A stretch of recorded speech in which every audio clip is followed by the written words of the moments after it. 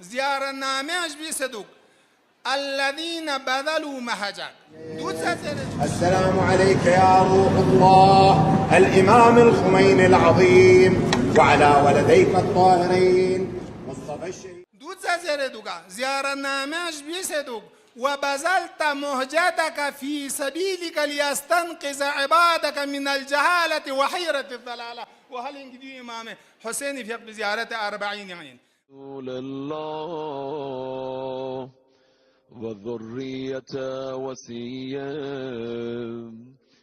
السلام عليك يا روح الله الإمام الخميني وعلى ولديك الطاهرين. از ینتا اغلی مثال چکتانگید ینتی بشونی مارس کارت بیگا مینگ تاخت بشکسته نی مینگ تاخت بتانا تانگ چوکتا تحصیلدار ینتی سکیاتی مینگ بیگا نی مینگ بتانگ چوکتوا ینتس. اما امام حسین مظلوم این زیارتی جملان که اما کره سوز بیارنا سوز در خان مید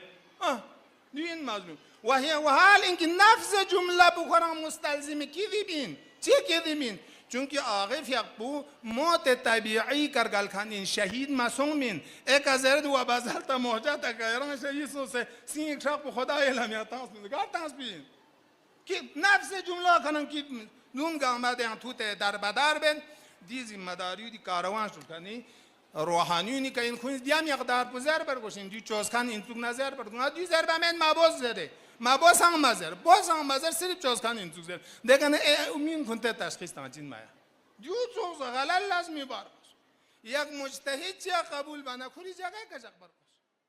آقا خمینی کنه شفاعت طلب بینچیک مطمئن بتا من انشاءالله آقا خمینی خیر دوک ولیکن امام حسین نتوغل شفیع قرار تنمی دلیل بگا نیود دیو چوز مشکلات اونگا مزر غلو آده جگونی انسون شد البته کچیه حق اسپرو قبول باید کولا حاضر مید بنا بنی اسرائیل پونی بهانه بینید ها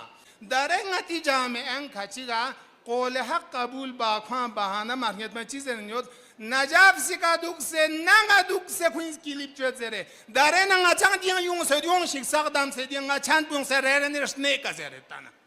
قطع چهار روشک جندیونی آزور کو